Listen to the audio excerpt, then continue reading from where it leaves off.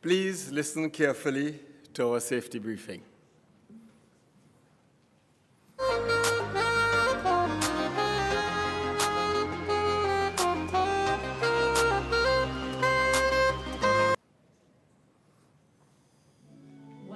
to the CWWF College of Labor and Co-Operative Studies. You are located at the CLR Auditorium. There are no planned drills today. In the event of an emergency, you will hear an alarm. Once the alarm is heard, please proceed to the next exit, either to the right of the stage or to the back of the auditorium. Once outside, please assemble on the open playing field where you will receive further directions from the college's emergency response team. Washrooms are located to the right side of the stairs as you exit the auditorium and to the left of this stage. Kindly be reminded that this is a no-smoking facility, and eating and drinking are also not permitted inside of the auditorium. Do enjoy your stay at the college. Ladies and gentlemen, please stand for the singing, and I emphasize singing. My former chairman advised that the Trinidad and Tobago national anthem was not composed to be an instrumental. It was composed to be sung, and we have that heritage from him. And I invite the college's corporate secretary, Mr. Samuel Dunton, to lead us. And I also invite all of you who know the words to sing along with Sam. By the way, Sam is under strict instructions to be a little up-tempo as we celebrate beautiful TNT. Sam.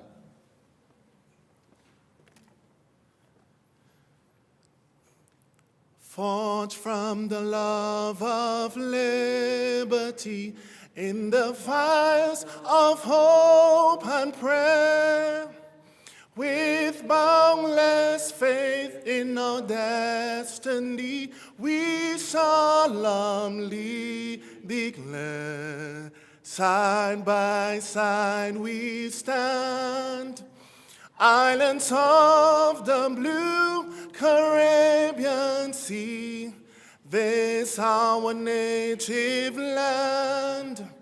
We pledge our lives to thee. Here every creed and race find an equal place, and may God bless our nation. Here every creed and race find an equal place, and may God bless our nation. Please remain standing as I invite Mr. Colin Bartholomew to lead us in the Corporator's Prayer, also known as the Prayer of St. Francis of Assisi. Colin.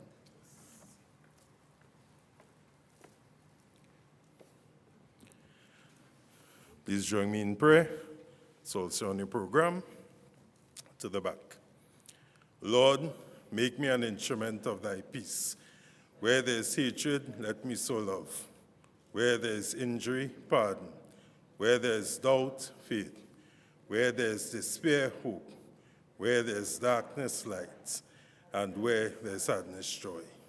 O divine Master, grant that I may not so much seek to be consoled as to console, to be understood as to understand, to be loved as to love.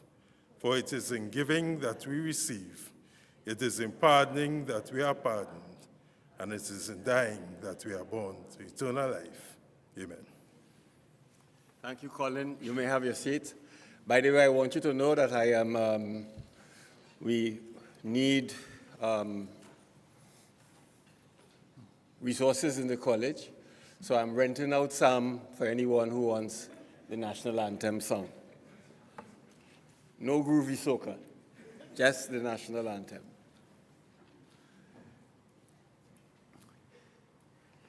The Honorable Colin E. Jordan, Minister of Labor, Social Partnership and the Third Sector of Barbados, Ms. Loris Alfred, Deputy Permanent Secretary, Ministry of Labor and Small and Micro Enterprise Development, and other members of the ministry staff, Your Excellencies of the Diplomatic Corps, I wish to recognize, and I'm pleased to recognize, the Honorable Rudinathan Dar Singh, former Minister in the Ministry of Labor, Mr. M. Andre Lewis, President of the Caribbean Congress of Labor, Mr. Ozzie Warwick, representing the Joint Trade Union Confederation, presenters in the Caribbean World of Work Forum, ladies and gentlemen, brothers and sisters, comrades, cooperators. It is my pleasure and privilege to welcome you to the opening of the 4th Caribbean World of Work Forum. I must start by apologizing to those of you who were present at the very dynamic high-level breakfast this morning for my absence. I was a victim of the vagaries of regional travel. In fact, my flight from Dominica landed less than an hour ago. So don't come too close to me. You might get the funk of a day of hustle. I wish to thank my dear friend and brother, the Honorable Colin E. Jordan, the very distinguished and passionate Minister of Labor from our sister country, Barbados, for his continuous and continued graciousness and support to the college as we seek to make our contribution to social justice in Trinidad and Tobago and the wider Caribbean. 6 years ago, I challenged my colleagues here at CCLCS that we should dream big and set a vision to create the Cipriani School of Thought of social justice. As usual, they thought I was crazy. Many questioned whether with our limited resources and the lack of any tradition of research, it was blowing in the wind. I was conscious, though, that there was a gap, and forgive me, Dr. Khan, there was a gaping gap. When I say these things, Dr. Khan, my conscience of the English language, she tends to wince. But I was convinced that in this gaping gap, in our regional governance systems, and I want you, those of you who are going to be with us for the duration of the forum, to hold in your head the idea of the governance system.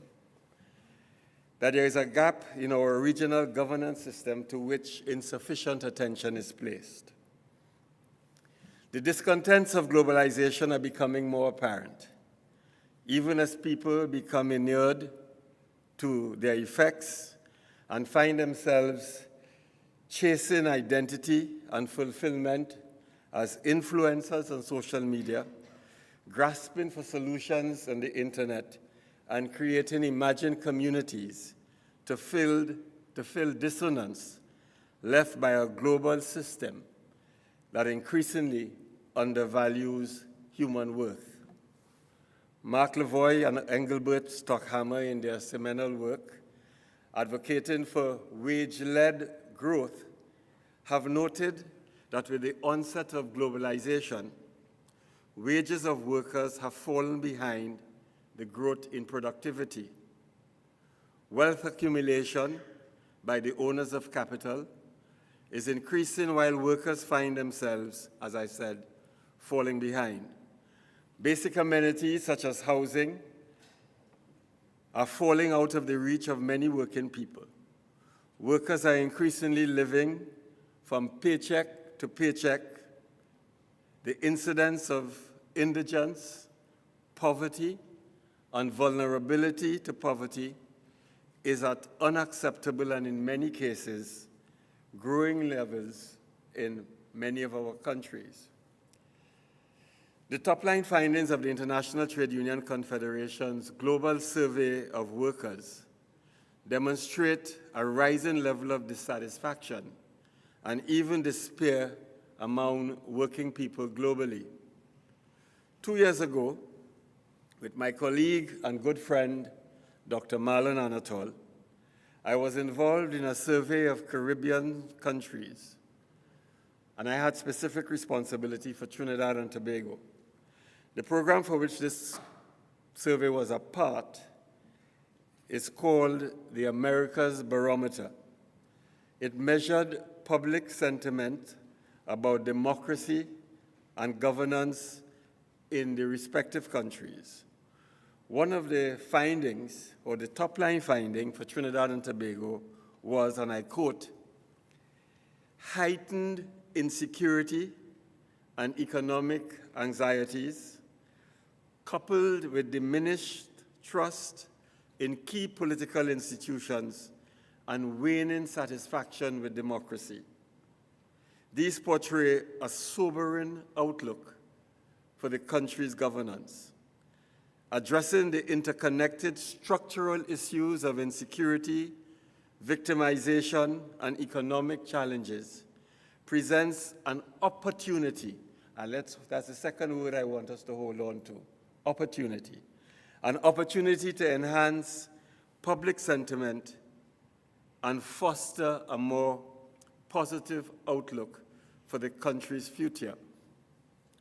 While this came from the specific Trinidad and Tobago study, I venture to say it could be applied to any of the countries in the English-speaking Caribbean and Suriname.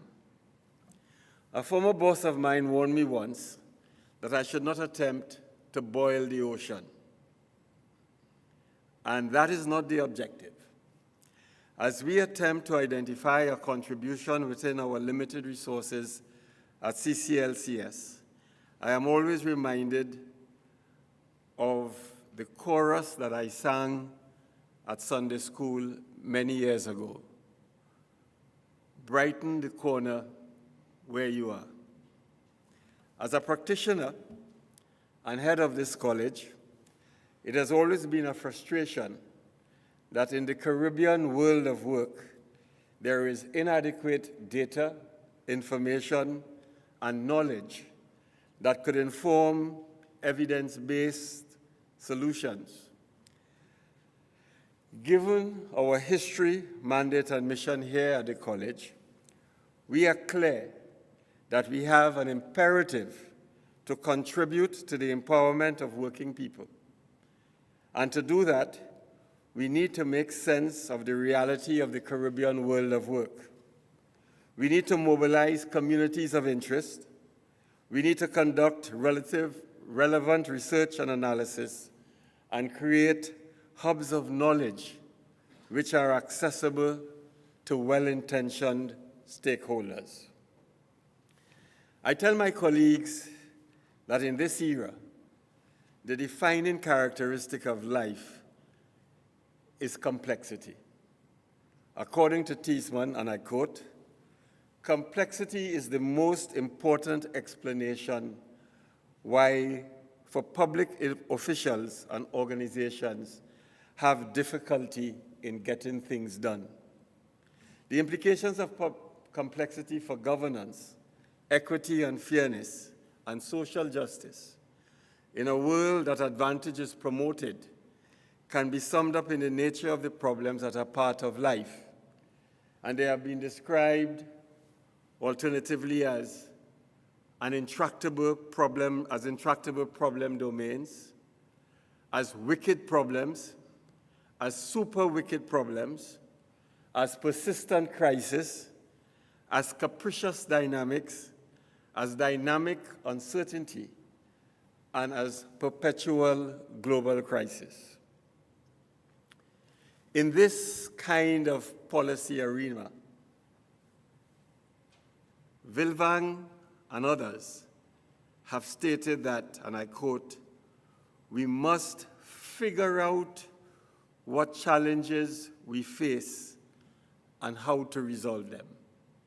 Elegant in its simplicity, but complex in its implications. In this environment of complexity, we are faced with challenges and, as I said, opportunities. Information. We have exponentially increasing amounts availability of information, but of uncertain veracity and lots of accessibility, coupled with increasingly large number of interconnected elements. We have knowledge, but our knowledge is incomplete, fallible, and dynamically evolving. We are faced each day with novel situations that are unique, unpredictable, and unanticipated. And these come to us with non-linearity, sudden changes developing in different directions at the same time. Emergence, behavior, performance, and consequences that cannot be known or predicted in advance of their occurrence, and they are often disruptive. And networks, where we have autonomous stakeholders working together for a common purpose. I wish to acknowledge the source, Axel Homet, for providing us, sorry, this is not Homet, this is Henry. In all of this, we have to make sense. Or as my son will say, we have to do sense making. So I said, in all of this overwhelming information with knowledge that is incomplete and fallible, new manifestations of new problems, autonomous actors, we have to make sense of it all. In seeking to create a better life, according to Axel Honneth, there are some what he calls metasystem pathologies that we have to address. These are the issue of policy and identity. We have to ask ourselves, in our case as a college, and in your case as persons interested in solving some of the problems in the world of work, we have to ask ourselves, how adequate are the overarching frameworks that we have for promoting social justice? We have to ask ourselves about our system context. How adequate is our understanding of the context within which social partners in the world of work operate? The management experts like to tell us, if we don't manage it, it doesn't get done. So we have to engage not only in institutional and transactional monitoring and evaluation, but we have to ask ourselves, how adequate are the provisions which we have for monitoring the performance of the whole of the system? Do we have that capacity? System development, because as we say, it's dynamic. How adequate is the concentration on long-term development of the system to ensure future adequacy? Learning and transformation. How adequate is the capacity, is our capacity as Caribbean people generally, but also for those of us who are involved in creating a better world of work? How adequate is our capacity to facilitate learning based on correction of design errors and planning for transformation of the system to meet future demands? Environmental scanning. In this dynamic environment, are there systems to monitor sensing of the environment for trends, patterns, or events with implications for both present and future system adequacy? System operation. How adequate are the processes, procedures, mandates, and structures that guide day-to-day execution of our mission? Operational performance. How adequate are the clarity, design, structures, and flow of information and to identify and assess aberrant conditions, exceeded thresholds, and anomalies. It is in this context that my colleagues and I have designed the Caribbean World of Work Forum. We have come together to make sense of our complexity in the world of work and to find solutions that are relevant to our Caribbean reality. I hope over the next 3 days that we will have some exciting and enlightening engagements. I want to close with a story of the Mount Rainier rescue team. Cipriani colleagues, forgive me. You have heard it ad nauseum. Mount Rainier is one of the national parks in the United States. It is known for its beauty, but that beauty has risks.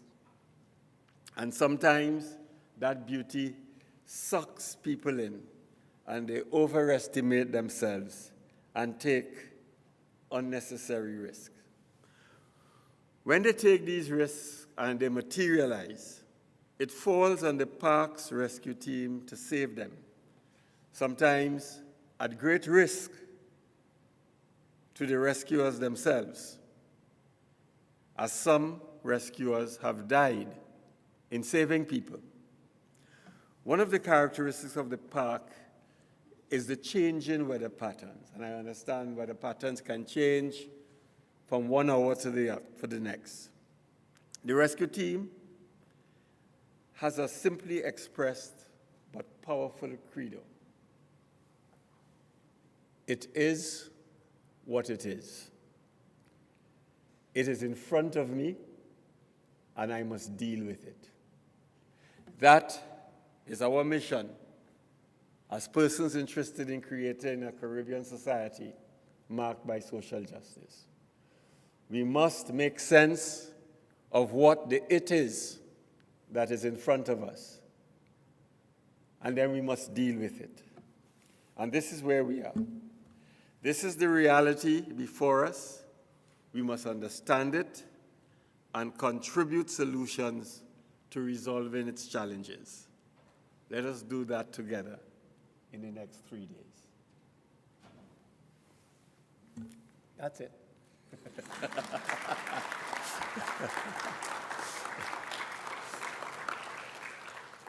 To break the monotony, Sadika. To break the monotony of my ramblings, I am happy to call to the stage Mr. Darren Ellis of the National Steel Symphony Orchestra to give us a cultural interlude of the rhythms of Trinidad and Tobago, a steel pan saga. Darren.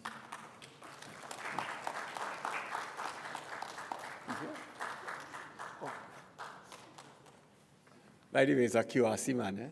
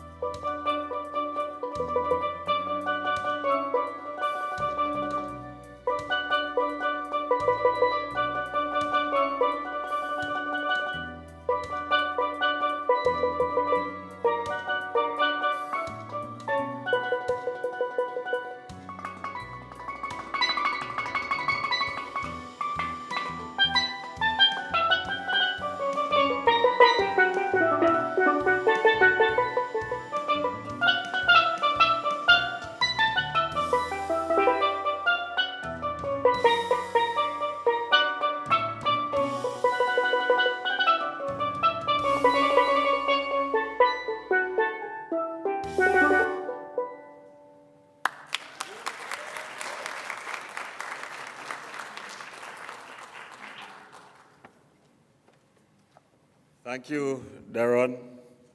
My colleagues, Sheldon Salino and Colin Bartholomew, are really big on community and on mobilizing the assets of community. At the college, we try to work closely with our stakeholders, starting with those who appear on our name. And now I would like some of them to bring solidarity greetings, and I would want to start with Mr. M.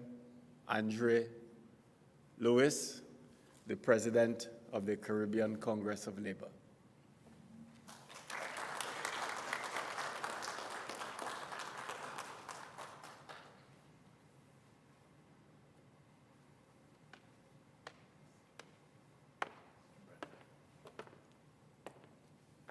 Good afternoon, everyone, and I'm sure you will permit me to say that I stand in front of my big brother, yes, Big Andre. Colleagues, the Caribbean Congress of Labor is extremely proud and happy to be here. I recognize all specially invited guests, comrades, colleagues. Comrade Gillian Bartlett, a former executive member of the Caribbean Congress of Labor, and who was instrumental in recognizing the strategic importance of having CPRNE as our secretariat with the acceptance of Dr. Andre. It has indeed been a most important move. The Caribbean Congress of Labor extends its solidarity to the Caribbean, to the CPRNE College of Co-Operative and Labor for this important work that you have started to do and continue to do. As a matter of fact, as Dr. Andre was speaking, and speaking of the next 3 days, comrades, what came to my mind, I was able to crystallize it, that CPRNE is indeed the vanguard of the thought process, the vanguard of the research division, the vanguard for working class people in the region. And I do look forward to the continued development of the research aspect that Dr. Andre has spoken about, the need for decision-making, to assist us in our decision-making as we seek to further advance the cause of working class people, because it is not a question of the lack of wealth. We create the wealth, but it's a question of the distribution of the wealth, and it's a question of what do we do to make life better for our people? And therefore, in the context of your theme, in the context of that which you speak, the future of work, a social solidarity approach, tells me that with all of our involvement over the next 3 days, we will focus on that continued aspect of bringing betterment for our people. CWWF College, in terms of its research, in terms of its finding, and in terms of its interaction with ordinary working people throughout the region, has demonstrated that commitment to make the region a better place for us. And for this, the Caribbean Congress of Labor is eternally grateful. And we give our continued commitment to doing whatever is required to mobilize workers throughout the region, to get their participation, to ensure that the research reflects from the bottom up as the people in the community feels. And we wish all the very best over the next 3 days under the leadership of a genuine brother, a genuine team. I mean, those of us who are involved in the labor movement can see that we feel a genuine commitment and love and commitment of these colleagues in CWWF, right? You can feel that warmth, you can feel that togetherness, you can feel that commitment. And this, we are eternally grateful, and we wish you all the very best for the next 3 days. Thank you very much.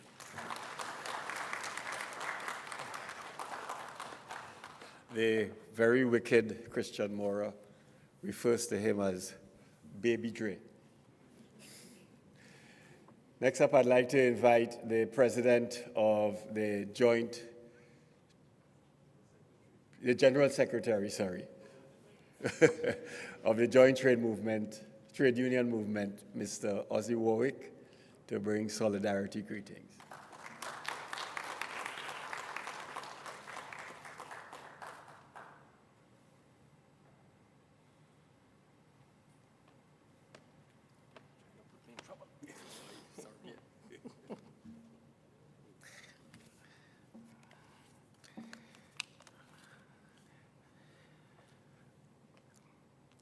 The Honorable Colin E. Jordan, Minister of Labor from our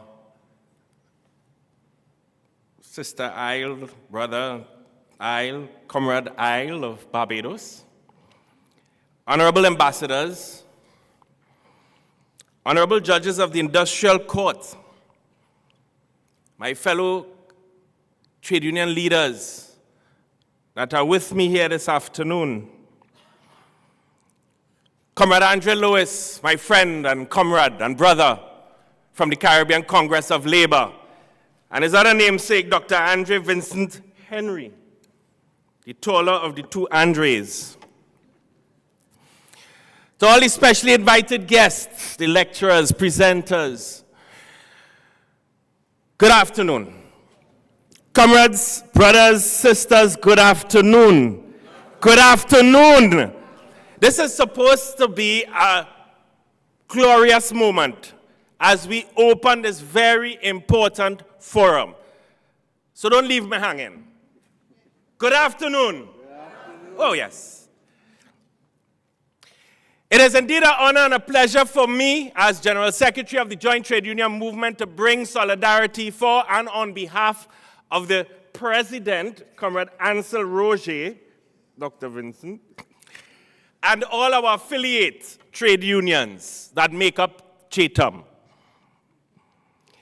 We bring solidarity greetings to this 4th Caribbean World of Work Forum. And it is a very important forum and space, not just for labor, but for the wider Caribbean community.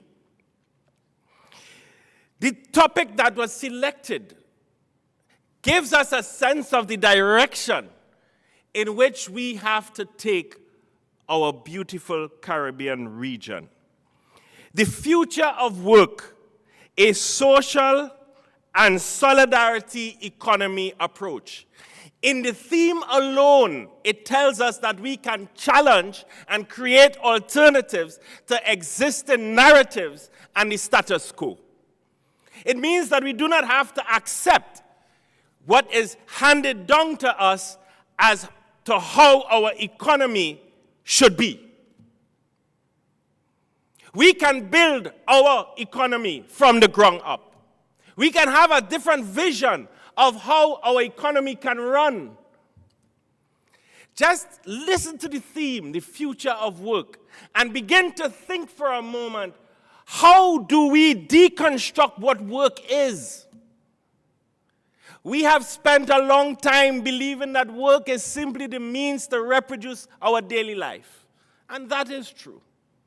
And it is on that basis we in the trade unions have had to fight and struggle to ensure that people can have a decent standard of living, a decent quality of life, a sense of dignity as they work to reproduce their daily life. But is that all? Can we not use this forum as a space to think through new forms of work, new means, new purpose for work?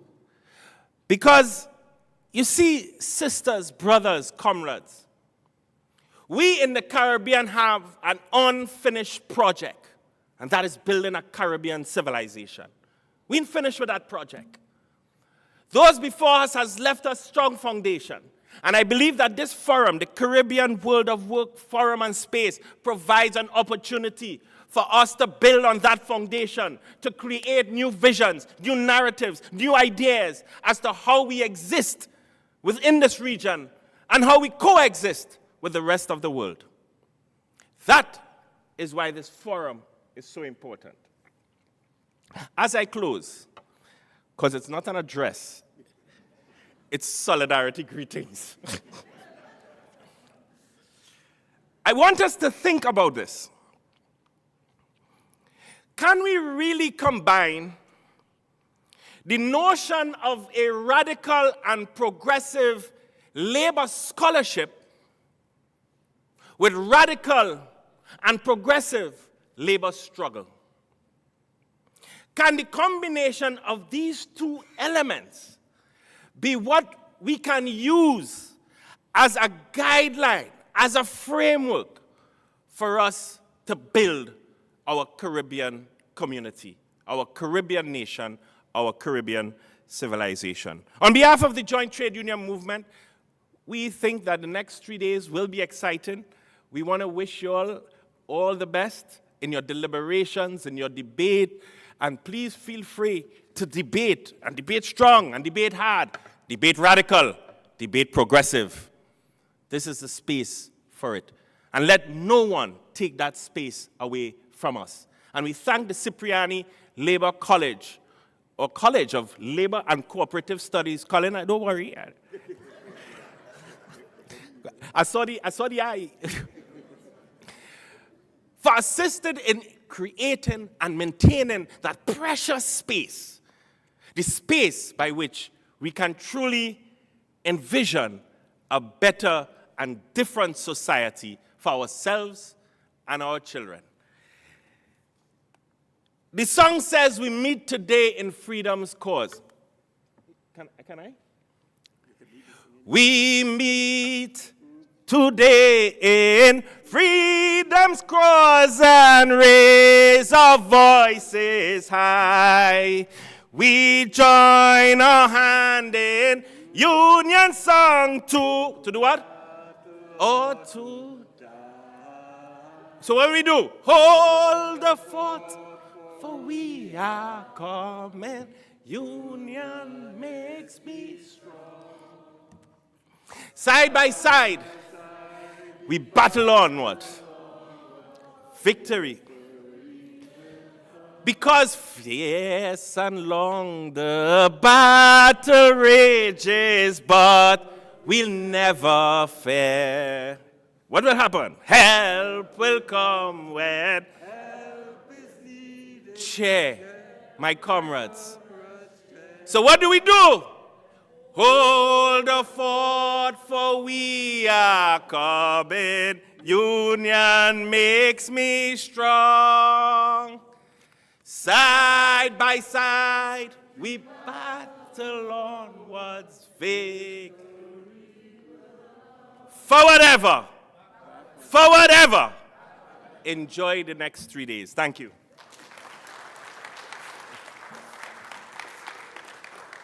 I'm not sure if it was solidarity, greetings, or entertainment.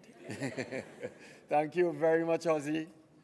I was remiss in not recognizing and put it down to age and travel fatigue, the very strong showing of the industrial court bench. Among them, at least 2 alumni of the college, 1 former board member of the college, a couple adjunct faculty at the college. Thank you very much, Your Honors.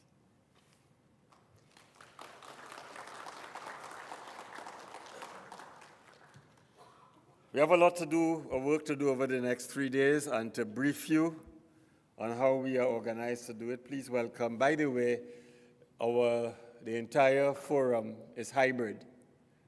So there are those of us who are in person, and there are those who are online. Please welcome the very competent and hardworking Chief Academic Officer of the college, Mr. Sheldon Celino.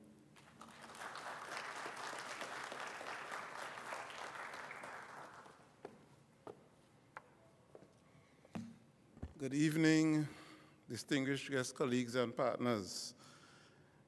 As the director indicated, I would want to take you through the proceedings over the next couple of days. As we are aware, this conference is being delivered under the United Nations Declaration for International Day of Cooperatives, as well as the UN resolution on the social and solidarity economy. And the theme has been shared, the future of work, a social and solidarity economy approach. So over the next 3 days, the conference will explore 3 interwoven themes or thematic areas: resilience, transformation, and sustainability.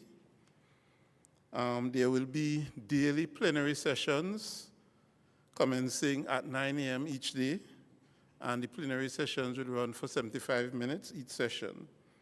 So we kick off tomorrow with Dr. Leon, President of the CIS Bank. So each day, that's how we would start off at 9 a.m. Whether you're in person or online, we kick off with a plenary session. During the day, there would be panel discussions under the 3 broad themes. So the panel discussions would address issues such as technology or technology disruptions, cooperatives, modernization, the care economy, energy democracy, indigenous perspectives, collective benefits, and a number of other areas that you would find in your program. We have, as part of the conference, a number of international contributors from Brazil, Switzerland, Jamaica, regional persons as well, St. Kitts, Guyana, Trinidad and Tobago, and many more individuals making presentations. We also have a couple of special presentations on the youth and gender, so look out for those as well throughout the conference. Each working day, as I said, will commence at 9 a.m. and will conclude at approximately 3:35 p.m. So you would have about 3 sessions each day starting from 9, then a break, a session after the break, lunch, then another sessions in the afternoon. On the Friday as well, while we end at 3:35 with the working groups, there will be, or with the working sessions, there will be a closing event held right here in the auditorium, which will be followed by some socializing, and the director would share more on that activity and event. In terms of logistics, as the director indicated, it's hybrid. So we would have persons in the physical rooms that we have allocated. So we have the auditorium as one of the main areas, And then we have 2 other rooms, East Wing 201 to 202 and East Wing 203 to 204. So you could actually exit upstairs here and go make a ride to those rooms each day or to find the different sessions.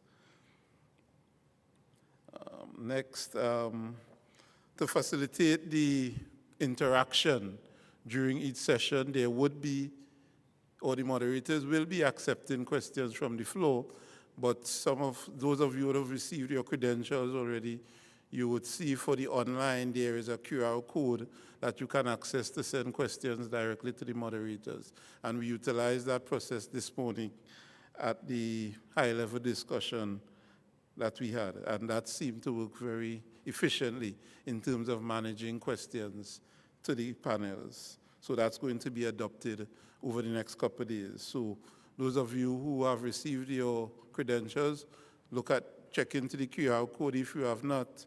Over the next couple of days, we do have a secretariat located in the conference room. When you go downstairs to your right, the secretariat is located there. If you are online, you can also send queries, questions to CWF or CWWF at cclcs.edu.tt.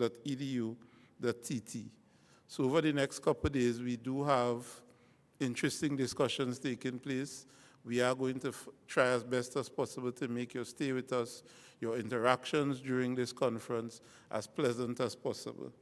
So let us take this opportunity not merely to discuss the future of work, but to collectively shape the future, anchored in solidarity, driven by equity, and sustained by cooperation. Ladies and gentlemen, we look forward to interacting with you over the next couple of days. Thank you. Thank you very much, Sheldon. And now I am happy to call back to refresh you, that good QRC man, Mr. Darren Ellis.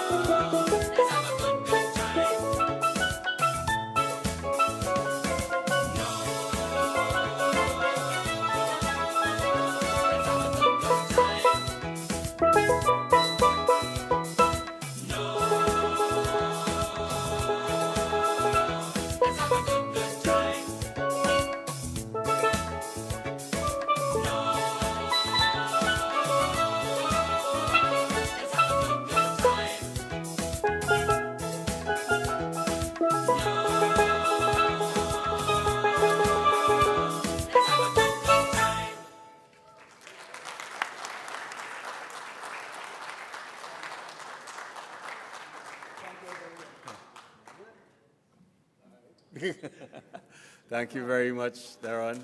I want to recognize, just before he leaves, the Executive Director of the Accreditation Council of Trinidad and Tobago, Mr. Curtis Floyd, and his team, and one of our valued partners and really an inspiration, the President of the Human Resource Management Association of Trinidad and Tobago, Mrs. Cavell Joseph St. Omer. And behind every good woman, there is an excellent man. I'm pleased to see my brother Stan the man. Ladies and gentlemen, a set of circumstances has kept our minister, the Honorable Leroy Batiste, and his permanent secretary from being with us this afternoon. The responsibility to declare our forum open, therefore, falls on Ms. Loris Alfred, the hard-working Deputy Permanent Secretary of the Ministry of Labor, and I'm proud to say a former and hopefully future member of the Board of Governors of the college.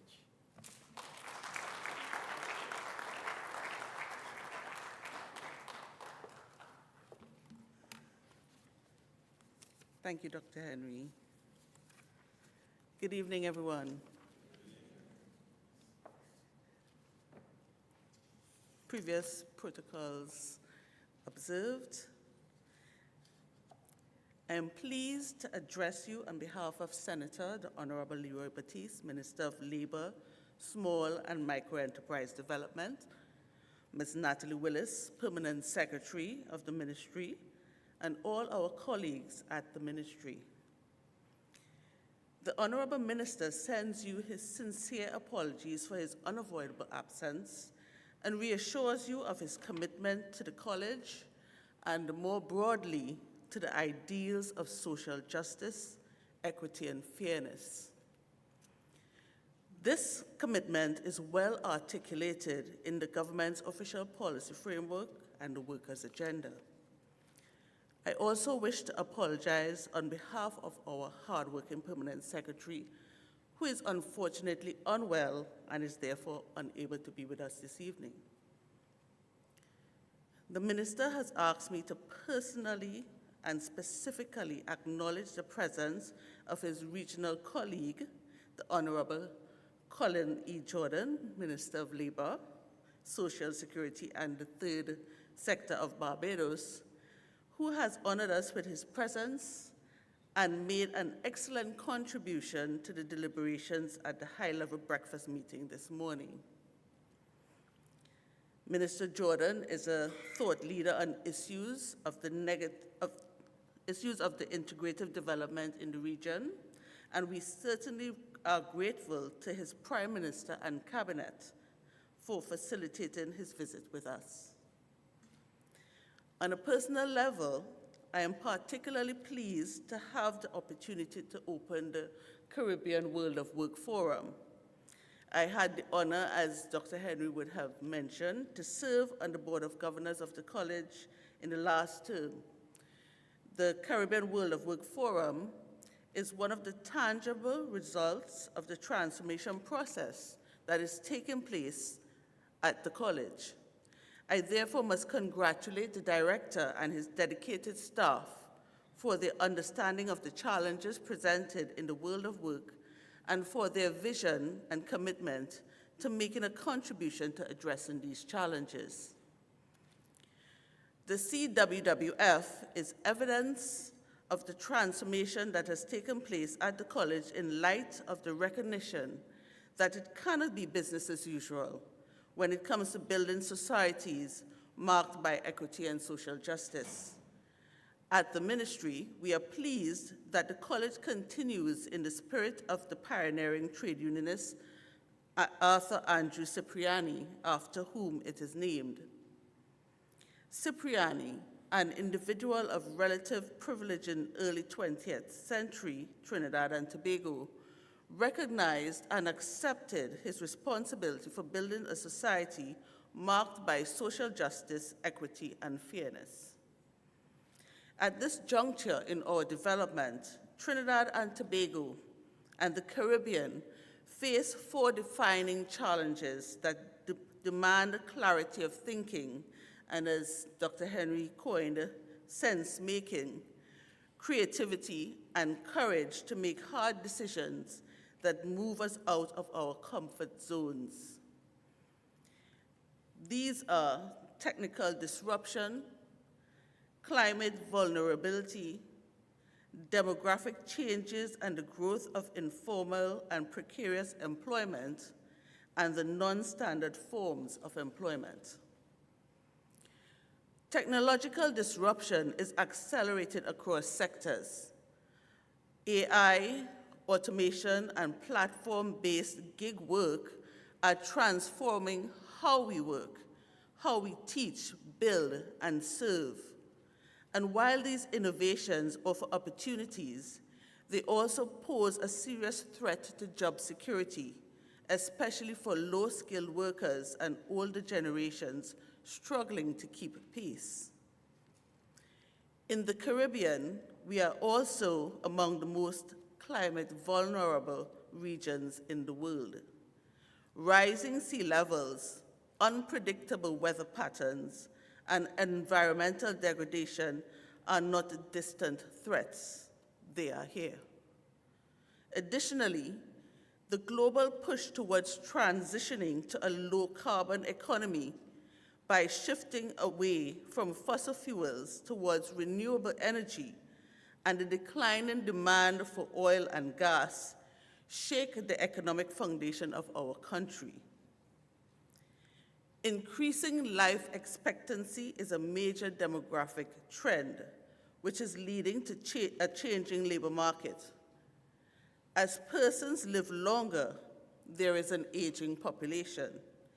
In turn, there's likely to be an increased demand for certain skills, such as care workers.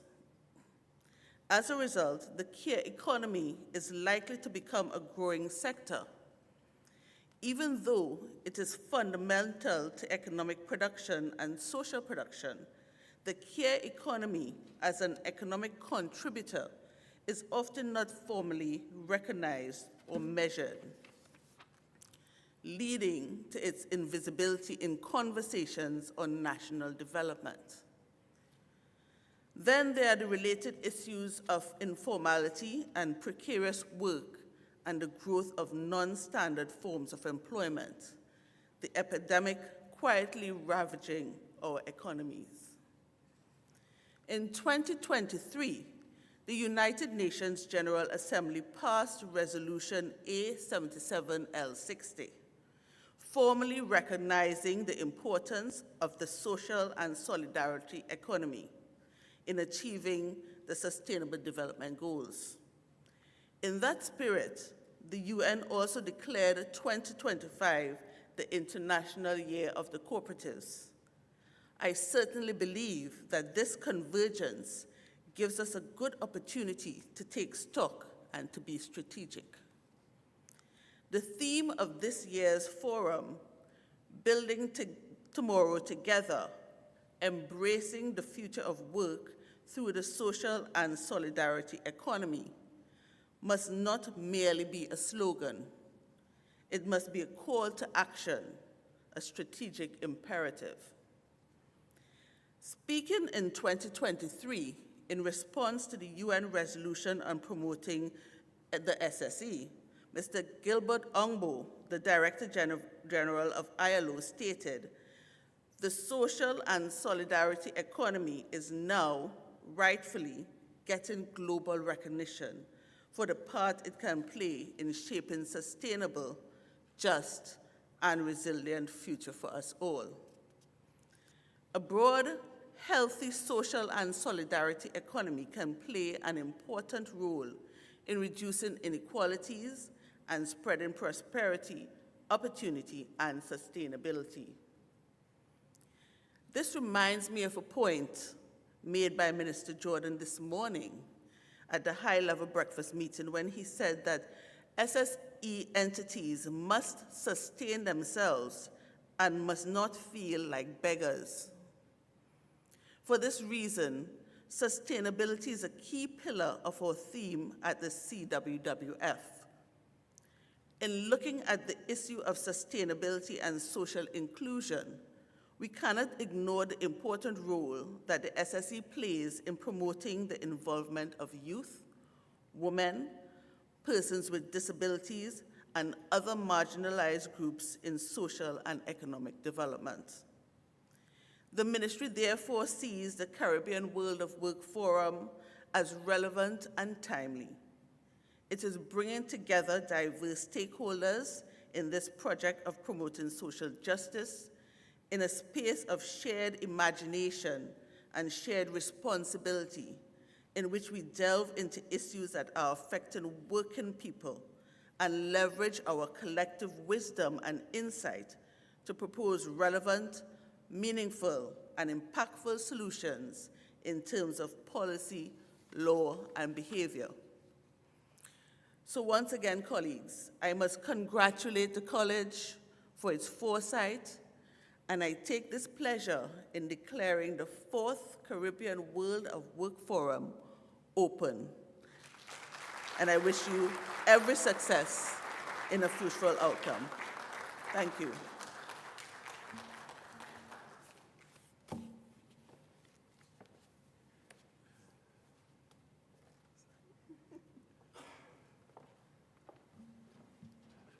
Thank you, DPS. And please convey to our Minister and PS our thanks and good wishes. Ladies and gentlemen, you would imagine that putting this forum together is challenging, to say the least. To offer our thanks, please welcome the Dean of Cooperative Studies and the effective Deputy Director for Innovation and enterprise development, and the other half of the foremost thought leadership duo in the field of cooperatives, my colleague and friend, Mr. Colin Bartholomew. Thank you, Dr. Henry, and please allow me to stand on the established protocols and say welcome all to the Cipriani College of Labor and Cooperative Studies. And my job is simple, of course, to convey thanks. And Ozzy, just on a side note, I put you back on the merit list. But of course, please allow me just to begin by thanking DPS, Loris Alfred, for just declaring this CWWF open for 2025. It's happening in International Day of Cooperatives, and you have rightly placed us on the trajectory for a successful conference. So thank you so much, DPS, for your role here this evening and for just filling the gap for both the Honorable Minister and our Permanent Secretary. Of course, providing some light moments and some entertainment. We must thank, as the director likes to call him, your curacy boy? Curacy boy, Mr. Darren Ellis, for his renditions and his interludes here this evening in providing the entertainment. Also, of course, we cannot forget solidarity greetings being brought. It was a tale of two cities and, some contrasting presentations. But of course, Comrade M. Andrew Lewis and of course, Comrade Ozzy Warwick, thank you for standing in solidarity with us to ensure that this is indeed a successful CWWF 2025. Even as we go along, before I get to the partners, I must say a special thanks to Director Andre Vincent Henry. Doc literally braved some obstacles and crossed the waters. He asked me if I was a Obia man, so I'm saying no. To be here on time, and you really thank him for the efforts and for that stick-to-itiveness and perseverance to just be with us here, even on time this evening. I think we really must commend him. I'd like to ask you all to please give him a round of applause. The college, in this, we also have some very strategic partners who have assisted us in putting this forum together. We thank the Ministry of Labor and Small and Micro Enterprise Development for always partnering with us to ensure that the event is a success. We thank the International Labor Organization for their contribution to the forum and to this evening's proceedings. Also, in a very, I would say, unorthodox way, there is a Carifesta forum actually planned and cemented within the entire conference. So it's actually a panel on the future of work and the creative or the orange economy. And the Carifesta has come into the CWWF space finally and will be a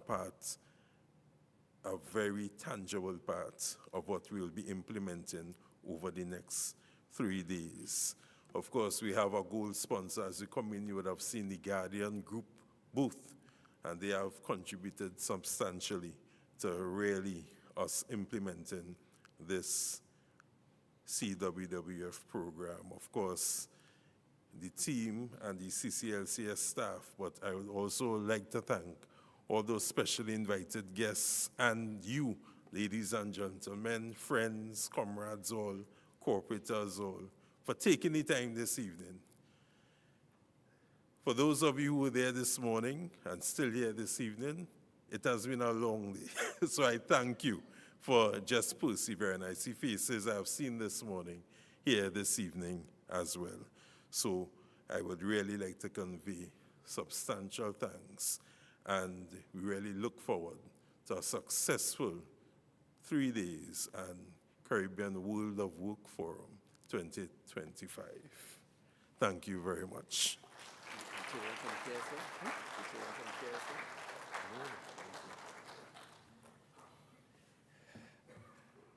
Ladies and gentlemen, thank you for being here with us. We have some refreshments, and it's time for us to socialize. Jillian, you have to stay. It's time for us to socialize and pre-refresh ourselves in anticipation of the hard work over the next 3 days. So I'll ask Colin and Sheldon.